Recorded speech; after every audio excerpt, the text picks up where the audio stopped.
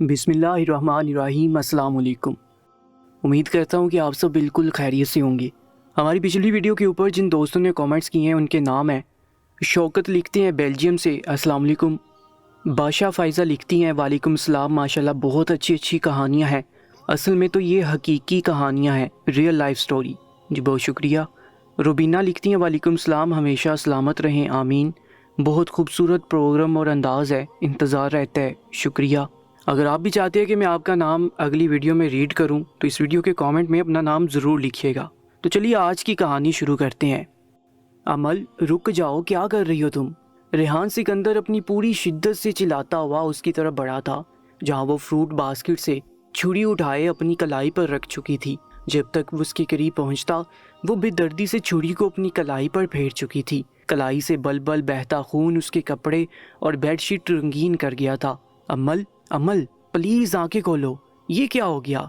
Amal wake up please. Rehan Sikandar अमल के बेजान वजूद को अपने हसार में लेते उसका चेहरा थपथपाते हुए बोला था। अमल का चेहरा हर गुजरते सेकंड के साथ जर्द पड़ता जा रहा था। रेहान सिकंदर होश में आता फौरन से पहले उसका स्ट्रोलर उठाकर उसकी कलाई पर बांध गया था। उसके चीखने की आवाज़ सुनकर बाकी सब लोग भी कमरे में आ चुके थे। कमरे के अंदर का मंजर देखकर सबकी जान हलक में आई थी। सब रेहान सिकंदर की बाहों में मौजूद अमल की तरफ लपके थे। ये क्या हुआ रेहान? ये अमल ने क्या कर दिया?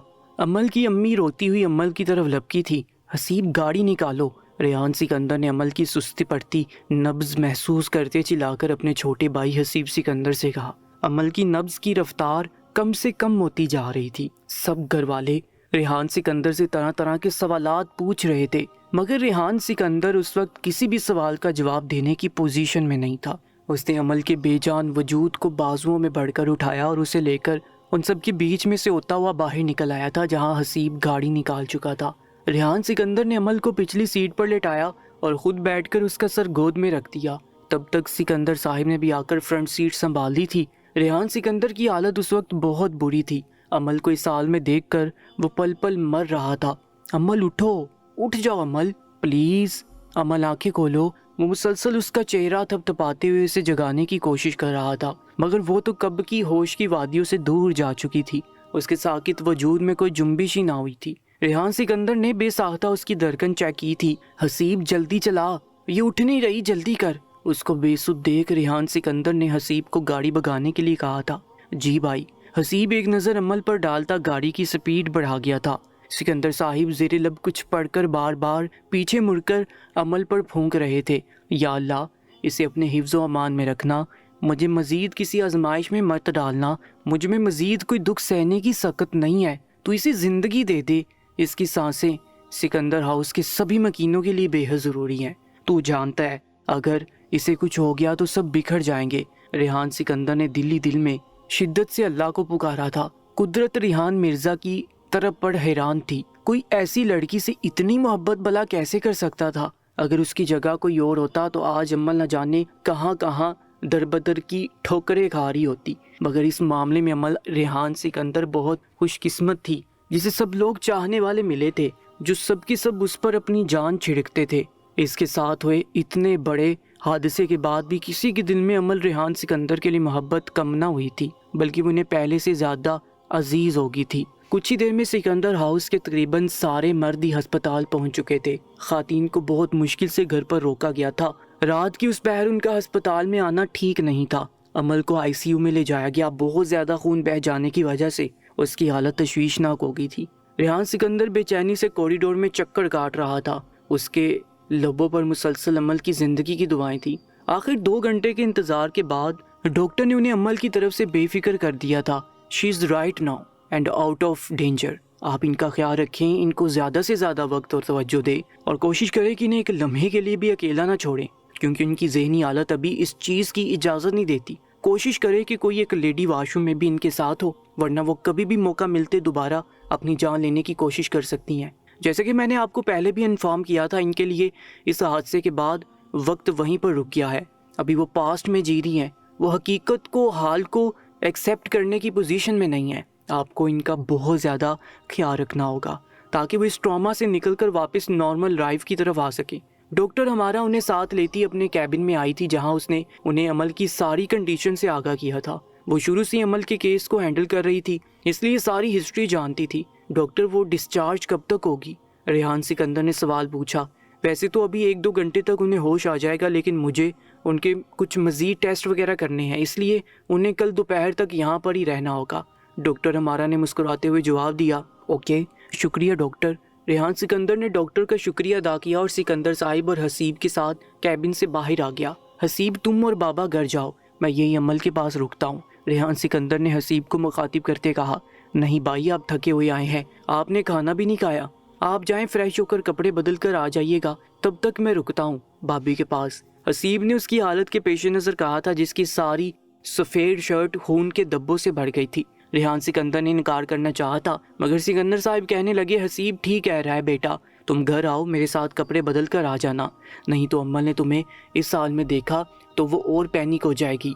अमल की हालत का सोच वो सिकंदर साहिब के साथ घर आ गया था। फ्रेश होने के बाद राबिया बेगम के इसरार पर उसने चंद लुकमे खाए थे। मम्मा, मैं आपको उसका ख्याल रखने का कहकर गया था, आपकी मौजूदगी में वो इस हाल में कैसे पहुंच गई? वो कॉफ़ी की सिप लेता अपनी माँ राबिया सिकंदर से सवाल कर रहा था।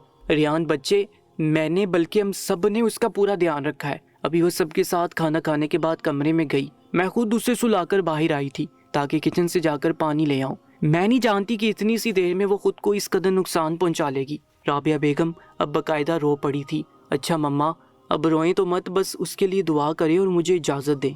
रेहान सिकंदर ने कॉफ़ी का कप हाली करते मेज़ पर रखा था और राबिया बेगम से इजाज़त ली थी। वो अमल के होश में आने से पहले पहले वापस अस्पताल पहुंच जाना चाहता था। भाई, आप इतनी जल्दी आ गए, कुछ देर आराम कर लेते ना, मैं था यहाँ। हसीब ने रेहान सिकंदर को 40 मिनट के अंदर अंदर वापस आते देखा तो उसके पास आते उसे कहने लगा था। उसके यूं इतनी जल्दी वापस आ जाने पर हसीब अंदाज़ा लगा चुका था कि वो घर में बमुश्किल 10 से 15 मिनट ही ठहरा होगा। नहीं, मैं ठीक हूँ, मुझे आराम की ज़रूरत नहीं, तुम जाओ, जाकर आराम करो। रेहान सिकंदर ने एक नज़र अंदर कमरे में देखते हुए उस दुश्मन जान से कहा जो बेहिस्सो हरकत पड़ी हुई थी। चेहरे का रंग पीला पड़ चुका था और बदन पहले से कहीं ज़्यादा कमज़ोर हो गया था। भाई, वो ठीक है, आए यहाँ बैठे, मैं आपके साथ ही रहूँगा। हसीब ने रेहान सिकंदर के कंधे पर हाथ रखते उसे अपने साथ लाते कॉरिडोर में लगी कुर्सियों में से एक पर बिठाया था और खुद दूसरी कुर्सी पर उसके साथ बैठ गया। अगले रोज़ वो अस्पताल से डिस्चार्ज होकर घर आ गई थी। रेहान सिकंदर ने उसे बाजुओं से थाम कर लॉन्ज में सोफे पर ला बैठाया था। दादी साईं फौरन से आगे आई और उन्होंने कई नोट अमल के सर से वार कर उसका सदका उतारते हुए पास खड़ी नूरा के हाथ में रखे थे। कैसी है मेरी बच्ची? अमल, तूने ऐसा क्यों किया? कम से कम अपनी माँ का सोच लेती। तुम्हारे अब्बा के बाद तुम ही तो मेरे जीने की वजह हो। अगर तुम्हें कुछ हो जाता तो सोचा कि मेरा क्या होता? मैं कहाँ जाती, किसके सहारे रहती? आसिया बेगम अमल के पास आती, उसका चेहरा हाथों में भरते तकरीबन रो पड़ी थी, मगर अमल ने कोई भी तासुर न दिया था। वो बस खाली खाली नजरों से सबको देखे जा रही थी। चची जान, हौसला करें, अभी वो आपकी किसी भी बात को समझने की पोजीशन में नहीं है। रेहान सिकंदर ने आसिया बेगम को पकड़कर उठाया था और सोफे पर बिठाया था। नूरा भी अमल के लिए मिल्क शेक ले आई। उसने नूरा बीबी को मुखातिब करते हुए कहा, अमल, अब कैसा फील कर रही हैं? रेहान सिकंदर ने अमल की दूसरी तरफ बैठते उसका हाथ अपने हाथ में लेते हुए पूछा। छोड़ो मुझे, दूर रहो मुझसे। रेहान सिकंदर का उसका अपने हाथ में लेना था कि अगले लम्हे अमल चिल्लाते हुए अपना हाथ उससे छुड़वाते हुए सोफे से उठ खड़ी हुई और बिदक कर रेहान सिकंदर से दूर हुई। अमल, रिलैक्स मेरी जान, कोई नहीं आ रहा तुम्हारे पास, देखो कोई तुम्हें नहीं छू रहा, रिलैक्स रहो अमल। रेहान सिकंदर का दिल अमल को यूं देखकर बिल्कुल कट कर रह गया था। वो हज़ियानी अंदाज में चीखती हुई होशो खुर्द से बेगाना हो गई थी। रेहान सिकंदर ने जल्दी से आगे बढ़कर उसे थाम कर गिरने से बचाया था। अमल को उठाए वो बेडरूम में ले आया। आसिया बेगम, राबिया बेगम, दादी साईं, हसीब, नाइला सिकंदर साहिब सब उसके साथ साथ ही कमरे में दाखिल हुए थे। उसको आराम से बेड पर लेटाते रेहान सिकंदर ने उस पर कंबल उड़ाया, फिर मुड़कर एक शिकवा करना निगाह सारे घर वालों पर डाली, जिसे देखती वो सब लोग उससे नजरें चुरा गए। वो उसके शिकवे को अच्छी तरह से समझ रहे थे। कितनी मुश्किल से इन 6 महीनों में रेहान सिकंदर ने दिन रात एक करके उसको जिंदगी की तरफ लाया था। वो अब उससे घबराना छोड़ चुकी थी, उसके साथ कंफर्टेबल होने लगी थी, मगर उसकी 3 दिन की गैर हाजिरी में वो फिर से 6 माह पहले के वक्त में पहुंच चुकी थी। हमें माफ़ कर दो बेटा, हमने तो अपनी तरफ से उसका ख्याल रखने की पूरी कोशिश की थी, मगर न जाने कैसे ये सब हो गया। दादी साईं, بیڈ کے کنارے ریحان سکندر کے ساتھ بیٹھتے ہوئے بولی، نہیں دادی سائیں، کیا کر رہی ہیں آپ کیوں معافی مانگ رہی ہیں؟ غلطی آپ کی نہیں میری اپنی ہے، مجھے اسے چھوڑ کر جانا ہی نہیں چاہیے تھا، میں تو اس کو ٹھیک دیکھ کر فوراً مطمئن تھا اس لیے چلا گیا، اگر مجھے پتا ہوتا کہ میرے جانے کے بعد ایسا کچھ ہو جائے گا تو میں کبھی بھی نہ جاتا۔ ریحان سکندر افسردگی سے بولا۔ اس وقت جو حال اس کے دل کا تھا یہ وہی جانتا تھا۔ رضا حسن ایک جانے مانے بزنس مین تھے۔ رضا حسن کی شادی ان کی والدہ کی مرضی سے ان کے خاندان میں ہوئی تھی، جہاں بیگم ایک اچھی شریک حیات ثابت ہوئی تھی۔ ان کی 3 اولادیں تھیں۔ بڑی شاہدہ انور، جن کی شادی ان کی مرضی سے ان کے یونیورسٹی فیلو انور حمید سے ہوئی تھی۔ ان کی ایک بیٹی اور ایک بیٹا تھا، شہباز انور اور شبانہ انور۔ شہباز نے میٹرک کے بعد سے ہی اسکول چھوڑ دیا تھا۔ پہل دوستوں کے ساتھ گھومتا پھرتا رہا اور آج کل انور صاحب کی بہت زیادہ ڈانٹ ڈپٹ کے بعد ان کے ساتھ دکان پر بیٹھتا تھا۔ انور صاحب کی بڑی اسٹیشنری کی دکان تھی۔ شبانہ یونیورسٹی کے 3rd ایئر میں تھی۔ شاہدہ انور کے بعد رضا حسن کے 2 بیٹے تھے، بڑے سکندر رضا اور چھوٹے مقصود رضا۔ سکندر رضا ماسٹرز کرنے کے بعد سے اپنے بابا حسن رضا کا بزنس سنبھال رہے تھے، جبکہ مقصود رضا بیرون ملک سے LLB کی ڈگری لے کر لوٹے تھے اور اب ایک کامیاب وکیل تھے۔ سکندر رضا کی شادی رضا حسن نے اپنے دوست اور بزنس پارٹنر شعیب رانا کی بیٹی رابعہ شعیب سے کروائی تھی۔ ان کے 4 بچے تھے، رابیل سکندر، ریحان سکندر، حسیب سکندر اور نائلہ سکندر۔ رابیل 30 سال کی تھی اور شادی شدہ تھی۔ رابیل کی شادی رابعہ بیگم نے اپنے میکے میں اپنے بانجے سے کروائی تھی۔ ریحان سکندر 25 سال کا تھا۔ پڑھائی مکمل کرنے کے بعد اس نے 1.5 سال اپنے بابا کی کمپنی کو دیا تھا، لیکن اس میں اس کا انٹرسٹ نہیں تھا۔ وہ فوج میں جانا چاہتا تھا۔ فوج میں تو اس کی سلیکشن نہ ہوئی، البتہ CSS کا امتحان پاس کرنے کے بعد اسے اس علاقے کا DSP بنا دیا گیا۔ یہ اس کا جنون تھا۔ وہ شروع سے اپنے ملک کے کام آنا چاہتا تھا۔ اس سے چھوٹا تھا 23 سالہ حسیب سکندر، جو سکندر رضا کے ساتھ ان کا کاروبار سنبھال رہا تھا۔ اس سے چھوٹی نائلہ سکندر جو 22 سال کی تھی اور یونیورسٹی کے 4th ایئر میں تھی۔ نائلہ ایگریکلچر سائنس پڑھ رہی تھی۔ مقصود رضا کی شادی جہاں بیگم کی بھتیجی آسیہ بیگم سے ہوئی تھی، شادی کے کئی سال گزر جانے کے بعد بھی انہیں کوئی اولاد نہیں ہوئی تھی۔ عمل کی پیدائش ان کی شادی کے 12 سال بعد ہوئی تھی۔ عمل سکندر ابھی محض 17 سال کی تھی اور FSC کی اسٹوڈنٹ تھی۔ 7 سال پہلے رابیل کی شادی کے موقع پر رضا حسن نے عمل اور ریحان سکندر کا نکاح کروا دیا تھا۔ رابیل کا نکاح ہونے سے کچھ ہی دیر بعد کی بات تھی جب رضا حسن نے سب گھر والوں کو مخاطب کیا اور کہنے لگے، میں نے ایک اہم فیصلہ کیا ہے، امید کرتا ہوں کہ تم میں سے کسی کو بھی میرے فیصلے سے اعتراض نہیں ہوگا، اگر ہوتا بھی ہے تو بھی مجھے کوئی پرواہ نہیں، میں فیصلہ کر چکا ہوں۔ رضا حسن کو یوں سنجیدہ دیکھ سبھی سوچ میں پڑ گئے تھے کہ آخر ایسی بھی کیا بات ہے۔ بابا جان کھل کر کہیے، آپ کیا کہنا چاہتے ہیں؟ سکندر رضا نے پہل کی تھی، وہ سامنے دیکھو عمل اور ریحان کو، رضا حسن نے کہتے ساتھ انگلی کا اشارہ کیا تھا۔ سب نے ان کی انگلی کے اشارے کے تعاقب میں دیکھا جہاں ریحان سکندر عمل کے سامنے گھٹنوں کے بل بیٹھا اسے اپنے ہاتھوں سے پھولوں کے گجرے پہنا رہا تھا۔ اس کے بعد اس نے اٹھ کر اس کا دوپٹہ پکڑا تھا اور اسے اچھے سے عمل کے سر پر سیٹ کیا تھا۔ سب ان دونوں کو دیکھے جا رہے تھے جب رضا حسن کی آواز گونجی، میں چاہتا ہوں کہ ریحان اور عمل کا نکاح کر دیا جائے۔ رضا حسن کی بات سن کر سب نے حیرت سے مڑ کر انہیں دیکھا تھا۔ یہ آپ کیا کہہ رہے ہیں؟ مقصود رضا بولے۔ کیوں برخودار اونچا سنتے ہو کیا؟ رضا حسن نے مقصود رضا کے سوال کے جواب کی بجائے الٹا انہی سے سوال پوچھ لیا تھا۔ نہیں بابا، میرا وہ مطلب نہیں تھا، میں تو یہ کہنا چاہ رہا تھا کہ ان دونوں کی عمر میں بہت فرق ہے، وہ دونوں ساتھ کیسے؟ مقصود رضا بابا کے تیور دیکھتے بات ادھوری چھوڑ دی تھی۔ کوئی فرق نہیں ہے۔ اب کیا تم عمل کو اس کی پیدائش والے دن پیدا ہونے والے کے ساتھ بیاہ ہوگے؟ 8 سال کوئی بڑا فرق نہیں ہوتا، عموماً اتنا ہی فرق ہوتا ہے، اور جہاں تک بات ہے ایک ساتھ رہنے کی تو وہ تم سامنے دیکھ سکتے ہو۔ یہ صرف آج ہی کی بات نہیں ہے، ریحان ہمیشہ سے یوں ہی عمل کا خیال رکھتا ہے۔ عمل کے لیے ریحان سکندر سے بڑھ کر بہترین محافظ اور بہترین ساتھی اور کوئی بھی نہیں ہو سکتا، اس لیے میں نے یہ فیصلہ کیا ہے عمل تم سب کے سامنے ہے، اس میں میرے ساتھ ساتھ گھر کے ہر فرد کی جان بستی ہے، میں اسے خود سے دور کسی صورت نہیں کر سکتا۔ رضا حسن نے نظریں مسلسل ریحان اور عمل کی طرف کی رکھی ہوئی تھی۔ ان کی بات سے سب نے اکتفا کیا تھا۔ واقعی اس بات میں کوئی شک نہیں ہے کہ عمل گھر بھر کی لاڈلی تھی، چھوٹی ہونے کی وجہ سے سب سے زیادہ لاڈ بھی اسی کے اٹھائے جاتے تھے۔ سب نے اپنی اپنی رضامندی دے دی تھی۔ کچھ ہی دیر میں باہر بھی ریحان اور عمل کے نکاح کی اناؤنسمنٹ کر دی گئی تھی۔ بابا اب ایسا کیسے کر سکتے ہیں؟ شاہدہ انور کو جیسے ہی عمل اور ریحان کے نکاح کی خبر ملی وہ تنفن کرتی رضا حسن کے پاس آئی تھی۔ انہیں یہ بات سخت ناگوار گزری تھی۔ کیا ہو گیا شاہدہ؟ اب میں نے کیا کر دیا؟ رضا حسن شاہدہ انور سے پوچھنے لگے۔ شاہدہ انور شروع سے ہی ناشکری عورت تھی، کسی دوسرے کی خوشی ان سے کبھی ہضم نہ ہوئی تھی، ان کی زبان پر ہمیشہ ہی شکوے شکایات رہتے۔ ابھی بھی رضا حسن کو یہی لگا کہ وہ ایسی کسی بات کا ذکر کر رہی ہوں گی۔ آپ امل اور ریحان کا نکاح کیسے کرا سکتے ہیں؟ شاہدہ انور برہمی سے بولی۔ کیوں بھائی، کیوں نہیں کرا سکتا؟ میں اس گھر کا سرپرست ہوں، تم سب کا بڑا ہوں، اس میں اتنا حیران ہونے والی کون سی بات ہے؟ تمہیں تو باہر جا کر بنگڑا ڈالنا چاہیے، تمہارے بھتیجے اور بھتیجی کا نکاح ہو رہا ہے۔ رضا حسن صاحب نے خوشکن لہجے میں کہا تھا۔ بنگڑا تو تب ڈالتی بابا جب مجھے کوئی خوشی ہوتی، جب مجھے کوئی خوشی نہیں ہے تو میں کیوں بنگڑا ڈالوں؟ میرا تو دل کر رہا ہے کہ چیخ چیخ کر روؤں، بینڈ ڈالوں۔ شاہدہ انور کہتے ساتھ ہی بینڈ کرنے لگی تھی۔ شاہدہ یہ کیا کر رہی ہے؟ شادی والا گھر ہے، پاگل واگل تو نہیں ہوگی کہیں؟ کچھ عقل کو ہاتھ مار، کس چیز کے بینڈ ڈال رہی ہے؟ اب کی مرتبہ جہاں بیگم آگے آئی تھی، وہ دونوں میاں بیوی حیرانگی سے اپنی بیٹی کو دیکھ رہے تھے۔ انہیں اپنی بیٹی کا یہ رویہ سمجھ نہ آیا تھا۔ بہت سوچنے کے باوجود بھی انہیں اس رویے کے پیچھے کی کوئی معقول وجہ نظر نہ آئی تھی۔ ہاں ماں، اب تو تم مجھے پاگل ہی کہو گی نا؟ ارے پہلے دودھ میں سے مکھی کی طرح نکال باہر کیا اور اب پاگل بھی کہہ رہی ہو؟ شاہدہ انور اب باقاعدہ رونے لگی تھی۔ سارے گھر والے جمع ہو چکے تھے، کچھ مہمان بھی شاہدہ انور کی اونچی آواز سن کر وہاں چلے آئے تھے۔ شاہدہ صاحب بتاؤ گی کہ تمہیں آخر تکلیف کیا ہے؟ کیوں شادی والا ماحول خراب کر رہی ہو؟ اب کی مرتبہ رضا حسن نے تھوڑا سختی سے پوچھا تھا۔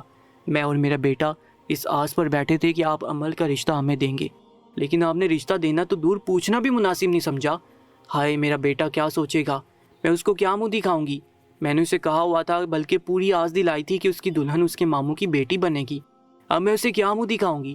شاہدہ انور کے ڈرامے عروج پر تھے۔ آپ ہوش میں تو ہیں؟ آپ نے سوچ بھی کیسے لیا کہ میں عمل کا رشتہ شہباز کے لیے دوں؟ مقصود رضا چلائے۔ کیوں، کیا برائی ہے میرے بیٹے میں؟ لنگڑا لولا ہے، اندھا بہرا ہے یا شرابی زانی ہے؟ کیا کمی ہے میرے بیٹے میں؟ ہاں، اتنا خوبصورت لڑکا تم لوگوں کو پورا شہر ڈھونڈنے سے بھی نہیں ملے گا۔ شاہدہ انور نے بھی ترکی با ترکی جواب دیا تھا۔ کمی صرف رنگ و روپ کی نہیں بلکہ عقل کی بھی ہوتی ہے، جو تمہارے ساتھ ساتھ تمہارے بیٹے میں بھی نہیں ہے۔ 28 سالہ مرد ہے وہ جسے تم لڑکا کہہ رہی ہو، 18 سال بڑا ہے وہ عمل سے، پورے 18 سال۔ اور یہ جو تم کہہ رہی ہو کہ میں اور میرا بیٹا عمل کے انتظار میں بیٹھے ہیں، تو آج سے ٹھیک 3 سال پہلے جو تم نے دھوم دھام سے اپنے بیٹے کی شادی کی تھی، وہ کسی فلم کی شوٹنگ تھی کیا؟ پہلا گھر بسا نہیں اور اب دوسری کے چکر میں ہے۔ ہاں، تم نے نکاح میں شرکت کرنی ہے تو سو بسم اللہ، نہیں تو تم یہاں سے بھی جا سکتی ہو۔ میں اپنے لاڈلوں کی خوشی کی تقریب میں کوئی بدمزگی نہیں چاہتا۔ رضا حسن بولنے پر آئے تو بولتے چلے گئے۔ شاہدہ انور روتے روتے وہاں سے چلی گئی۔ بھائی آپا بھی کیا کہنے، جب رابیل اور شہباز کا جوڑ مل رہا تھا تب ہم نے سب سے پہلے ان سے پوچھا تھا، تب انہوں نے یہ کہہ کر انکار کر دیا تھا کہ رابیل اور شہباز کا کوئی جوڑ نہیں، شہباز رابیل سے 5 سال بڑا ہے، فلاں فلاں، یہ ایسے نہیں ہوگا، یہ ویسے نہیں ہوگا۔ عجیب ہے بھائی، آپا کو ہر کام میں کیڑے نکالنے ہوتے ہیں۔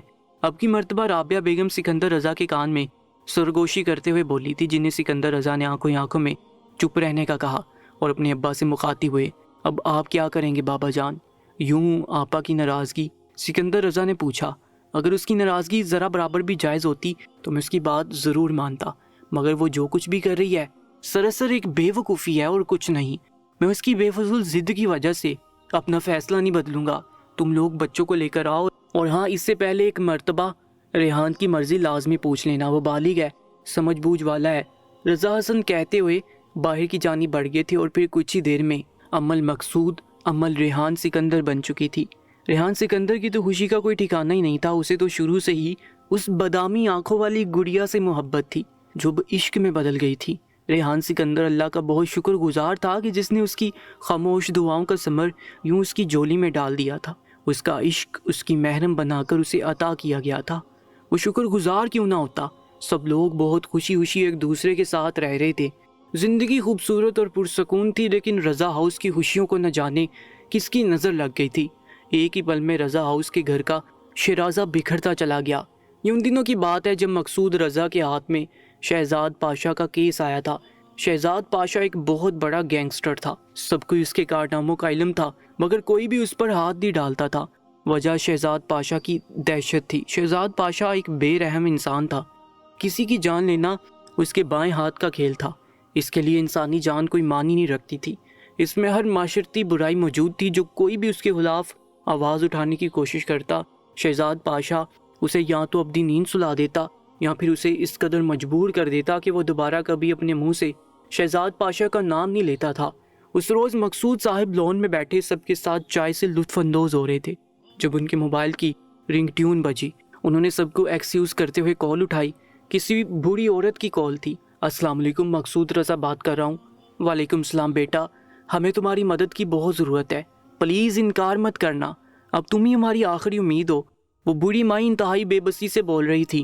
اماں جی بتائیے میں آپ کی کیا خدمت کر سکتا ہوں؟ مقصود رضا نے ٹھہرے ہوئے لہجے میں پوچھا۔ یوں فون پر نہیں، تم ہمیں ملنے آؤ، ہم تمہیں ساری بات بتائیں گے، بوڑھی عورت نے کہا۔ اوکے اماں جی، کیا آپ مجھے اپنی لوکیشن بھیج سکتی ہیں؟ میں آپ کی خدمت میں حاضر ہوتا ہوں۔ بوڑھی عورت نے خدا حافظ کہتے کال کاٹ دی تھی۔ کچھ ہی دیر میں مقصود رضا کو لوکیشن مل چکی تھی۔ آسیہ میں ایک ضروری کام سے جا رہا ہوں، ریحان واپس آیا تو اسے کہنا کہ مجھے کال کر لے۔ مقصود رضا آسیہ بیگم سے کہتے گھر سے نکل گئے تھے۔ 40 منٹ کے بعد وہ مطلوبہ منزل پر پہنچ چکے تھے۔ یہ ایک کچی بستی کا علاقہ تھا، ٹوٹی پھوٹی سڑکیں اور گلیاں اور چھوٹے چھوٹے گھر۔ مقصود رضا نے دروازے پر دستک دی اور خود ایک طرف کھڑے ہو گئے۔ کون ہے؟ دستک کے کچھ ہی دیر بعد اندر سے آواز ابھری اور ساتھ ہی دروازہ کھول دیا گیا۔ دروازہ کھولنے والا 10 سال کا لڑکا تھا۔ دادی وہ صاحب آگے۔ مقصود رضا کو دیکھتی وہ بچہ زور سے چلایا، ساتھ ہی اس نے مقصود رضا کو اندر داخل ہونے کی اجازت دے دی۔ السلام علیکم اماں جی، کیسی ہیں آپ؟ ایک بوڑھی اور ناتواں وجود والی عورت کو بیڈ سے اتر کر اپنی طرف آتے دیکھ مقصود رضا فوراً ان کی طرف بڑھے تھے اور انہیں زحمت کرنے سے روک لیا تھا۔ اماں کا نام رضیہ رحیم تھا اور وہ 10 سالہ لڑکا اس کا پوتا باسط تھا۔ وکیل صاحب، یہاں آپ کو ایک ضروری مسئلے کے لیے تکلیف دی ہے۔ پچھلے 2 مہینوں سے یہ 5واں گھر ہے جو ہم نے بدلا ہے اور اس کے پیچھے کی وجہ شہزاد پاشا ہے۔ اس نے پہلے ہماری زمینوں پر اور گھر پر قبضہ کر کے ہمیں بے گھر کیا۔ اس کے بعد جب ہم نے کیس لڑنا چاہا تو کسی وکیل نے ہمارا ساتھ نہیں دیا۔ ہم جو وکیل بھی کرتے ہیں شہزاد پاشا اسے خرید لیتا ہے۔ تھانے کچہریوں میں کسی نے بھی ہماری فریاد نہیں سنی۔ شہزاد پاشا نے نہ صرف ہمیں بے گھر کیا ہے بلکہ ہم سے ہمارا آسرا بھی چھین لیا ہے۔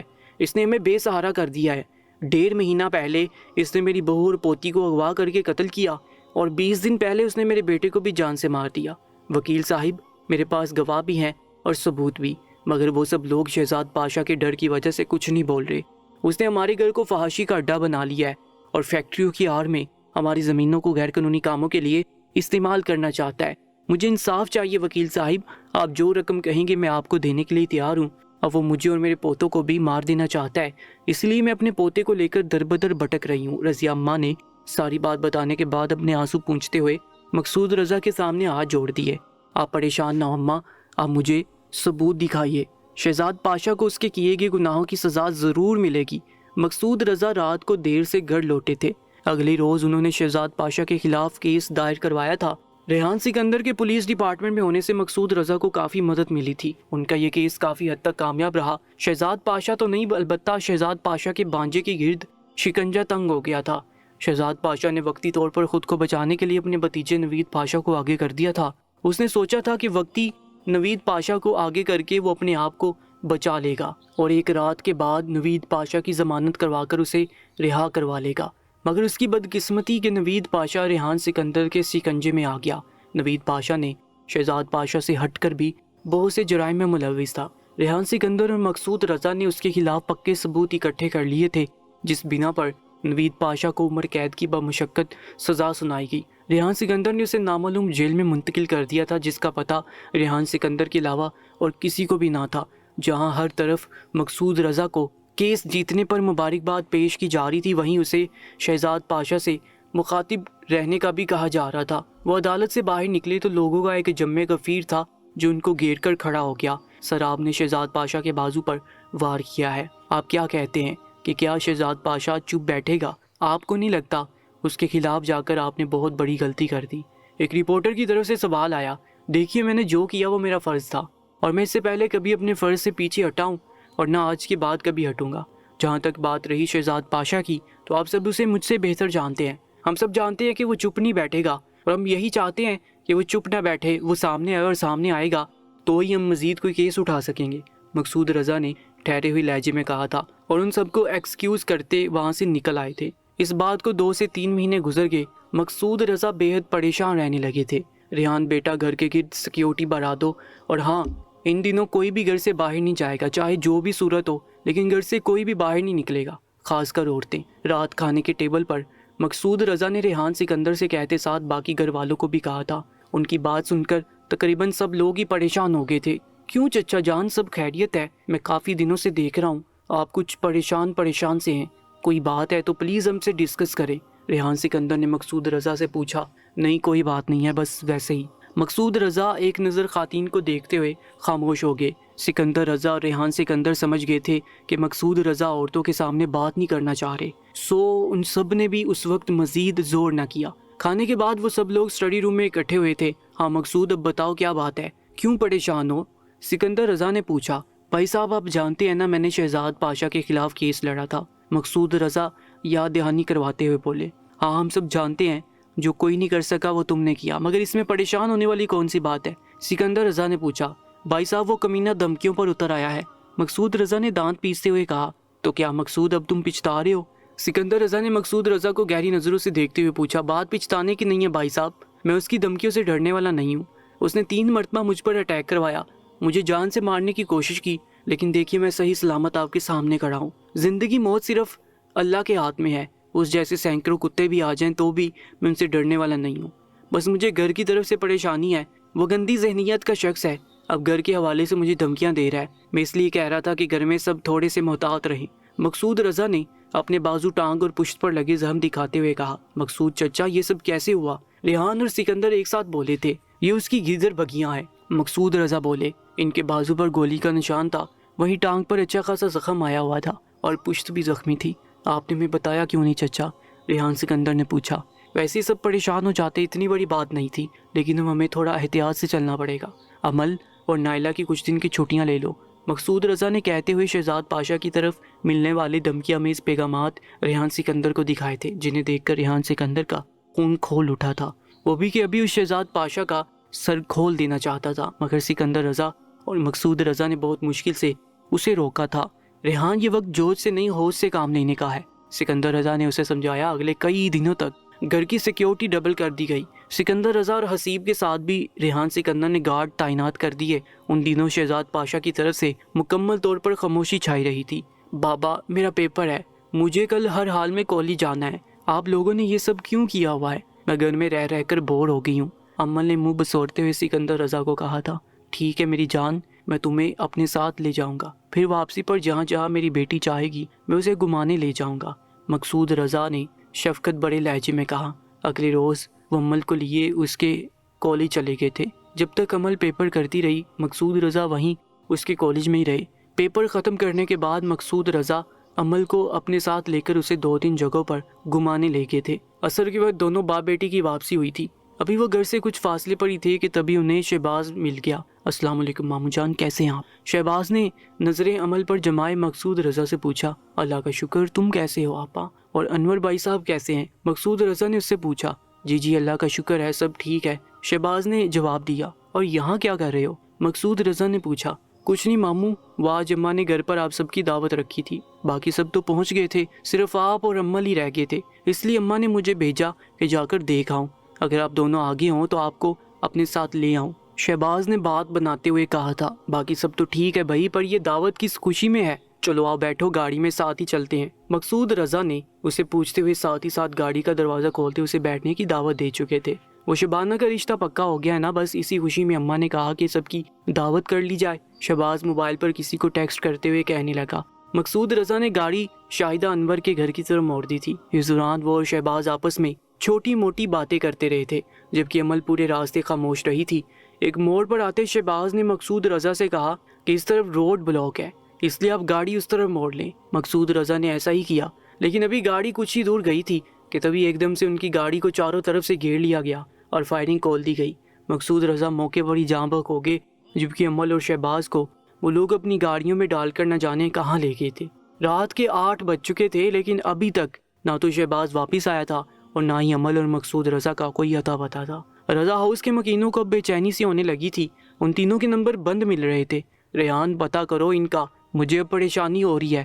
سکندر رضا ریحان سکندر سے بولے، بابا آپ سب کو لے کر جائیں، میں ان کا پتہ کرواتا ہوں۔ ریحان سکندر ان کو کہتے فون پر کسی کا نمبر ملاتے وہاں سے نکل گیا تھا۔ سکندر رضا اور حسیب باقی سب کو لے کر گھر آ گئے تھے۔ شاہ میر یار پتہ کرو ان کے بارے میں، میری فیملی کے لوگ کہاں ہیں، مجھے جلد از جلد ان کی ساری انفارمیشن چاہیے۔ ریحان سکندر پولیس اسٹیشن پہنچتا جلے پیر کی مانند گھوم رہا تھا، کہیں سے بھی ان کے بارے میں کوئی اطلاع نہیں مل رہی تھی۔ ان کے فون ٹریس کرو ساجد، کسی طرح مجھے ان کے بارے میں معلوم کر کے دو، اب کی مرتبہ ریحان سکندر گرجتے ہوئے بولا تھا۔ اسی وقت ریحان سکندر کے فون پر کسی کی کال آئی تھی، ان نون نمبر تھا۔ ریحان نے کال یس کر کے فون کان سے لگایا کیا ہوا ڈی ایس پی؟ سنا ہے بڑے پریشان ہو، تمہارے سسر منکوا اور کزن غائب ہے۔ اسپیکر سے آواز ابری تھی، کون ہو تم؟ ریحان سکندر دارا تھا، نہ ڈی ایس پی صاحب، دارنے کی غلطی مت کرنا، تم ابھی اس پوزیشن میں نہیں ہو، 1 گھنٹے کے اندر اندر میرے بانجے کو چھوڑ دو اگر اپنی اپنوں کی سلامتی چاہتے ہو، ورنہ مقابل نے اپنی شرط بتائی تھی۔ تو میں کیسے مان لوں کہ وہ سب لوگ تمہارے پاس ہیں شہزاد پاشا؟ ریحان سکندر اب کی بار سنبھل کر بولا تھا، مجھے پتا تھا تم ثبوت کے بغیر نہیں مانو گے۔ ثبوت کے طور پر میں تمہیں تمہارے سسر کی لاش بھجوا دیتا ہوں جو بدقسمتی سے موقع پر ہی دم توڑ گیا۔ ویسے میں نے وکیل صاحب کو بڑا ہی پاورفل سمجھا تھا، وہ تو بس 6 ہی گولیوں کی مار نکلا، اور تمہاری بیوی اب بڑی خوبصورت، کیا کہتے ہو؟ میں ایک آدھ رات، خبردار کمینے جو میری بیوی کا نام بھی اپنی زبان سے لیا چیر پھاڑ کر رکھ دوں گا، ہمت ہے تو سامنے آ، عورتوں کو بیچ میں لا کیوں رہا ہے، کسی نامرد کی اولاد۔ ریحان سکندر کی دہشت ناک آواز پورے پولیس اسٹیشن میں گونج رہی تھی۔ ایک پل کو تو شہزاد پاشا کی ریڑھ کی ہڈی میں بھی سنسناہٹ ہوئی۔ ریحان سکندر کے دماغ میں فوراً سے پہلے ایک منصوبہ آیا تھا۔ اس نے شہزاد پاشا کو اپنے ساتھ مزید باتوں میں لگائے رکھا اور اس سے پوچھا کہ وہ نوید پاشا کو لے کر کہاں آئے۔ اس نے نوید پاشا کی کال ٹریس کروا کر اس کے ٹھکانے کا معلوم کر لیا تھا۔ اس نے اپنے خاص ساتھیوں کی ٹیم بنائی اور اس کا سرا شاہ میر کے ہاتھ میں دیا۔ شاہ میر نہ صرف اس کا دوست تھا بلکہ اس کا ماتحت بھی تھا۔ اس نے شاہ میر کو کہا کہ وہ نوید کو لے کر شہزاد پاشا کی بتائی ہوئی جگہ پر جائے اور پھر نوید کو شوٹ کر دے۔ سامنے یہی شو کروانا تھا کہ نوید پاشا بھاگتے ہوئے مارا گیا۔ خود ریحان سکندر شہزاد پاشا کی لوکیشن پر گیا تھا اور وہاں جو اس نے دیکھا وہ ناقابل یقین تھا۔ عمل کی چیخوں کی آواز نے اسے اندر تک ہلا کر رکھ دیا تھا۔ عمل کو ایک ایسی جگہ قید کیا گیا تھا جہاں اس کے جیسی اور بھی بہت سی لڑکیاں تھیں جنہیں شہزاد پاشا اور اس کے ساتھی اپنی درندگی کا نشانہ بناتے تھے۔ اسی کمرے میں وہیں سب لڑکیوں کے سامنے ان کی عزتوں کو لوٹا جاتا تھا۔ عمل پچھلے 3 گھنٹے سے یہاں تھی۔ اسے ایک تو مقصود رضا کی موت کا صدمہ تھا، اوپر سے یہ سب دیکھ کر عمل شدید مینٹلی ڈسٹرب ہوئی تھی۔ وہ مسلسل چیخے جا رہی تھی جب تنگ آ کر ایک آدمی اس کی جانب بڑھا۔ اس نے عمل کے چہرے پر لاتعداد تھپڑ برسا ڈالے اور پھر اس کی قمیض آستینوں سے کھینچ کر باہر دی۔ عمل مسلسل اپنا آپ اس سے چھڑوا رہی تھی۔ تبھی ریحان سکندر دروازہ توڑ کر وہاں داخل ہوا۔ اندر کا منظر اس نے دیکھا، ایک پل کے لیے اس کو ایسا لگا کہ وہ یہیں سے پلٹ جائے۔ شرم سے اس کا سر جھک گیا تھا۔ اندر 10 سے 12 لڑکیاں تقریباً نیم برہنہ حالت میں پڑی ہوئی تھیں، لیکن ابھی ریحان سکندر کو اپنی عزت کا بھی بچانا تھا۔ اگر وہ یہیں سے پلٹ جاتا تو اس کی عزت کا بھی یہی حال ہوتا۔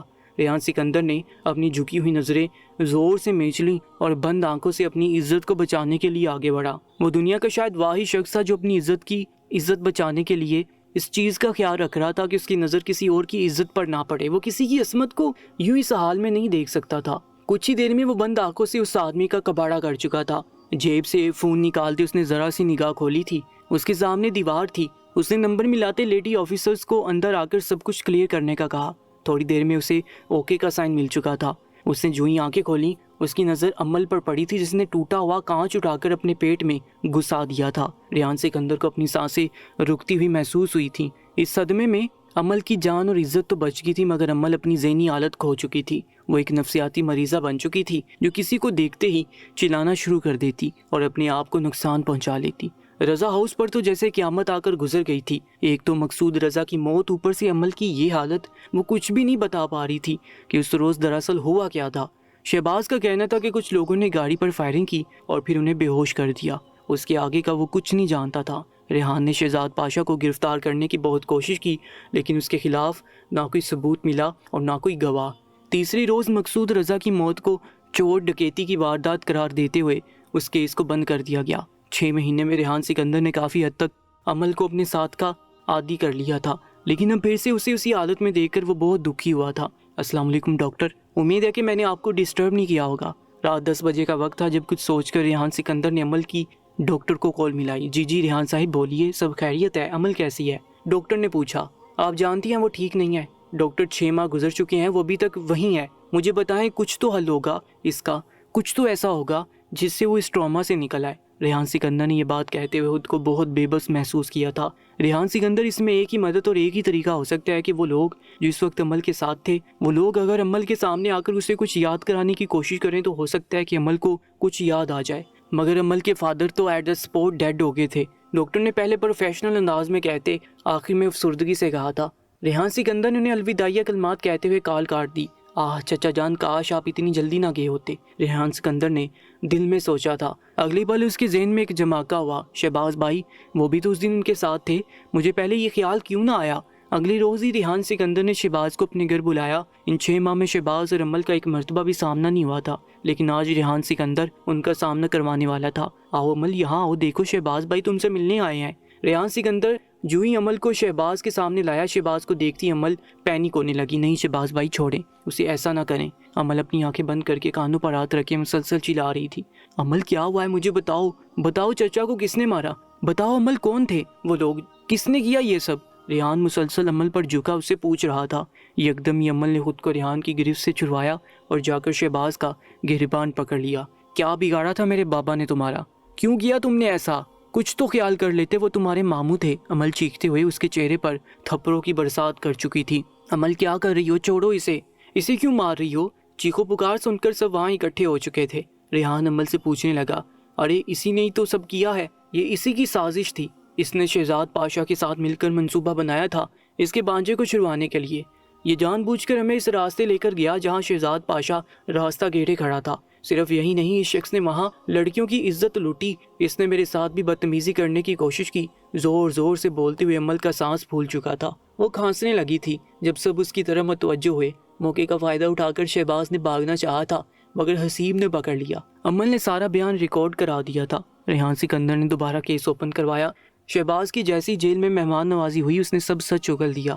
اس کے کہنے پر شہزاد پاشا کو گرفتار کر لیا گیا۔ شہباز نے اس کے خلاف گواہی بھی دی۔ شہزاد پاشا کو پھانسی کی سزا دی گئی، جبکہ شہباز کو بھی 15 سال قید کی سزا سنائی گئی۔ شکریہ، عمل نے کافی کا کپ لے کر ریحان سکندر کو تھماتے ہوئے کہا۔ کس لیے؟ ریحان سکندر نے کافی کا سپ لیتے ہوئے پوچھا۔ آپ نے مجھے سنبھالا، میری کیئر کی، اس سب کے باوجود بھی مجھ سے محبت کی۔ مما نے بتایا مجھے کیسے آپ نے راتوں کو جاگ جاگ کر میرا خیال رکھا۔ آپ کا مجھ پر بہت بڑا احسان ہے۔ عمل نم لہجے میں بولی۔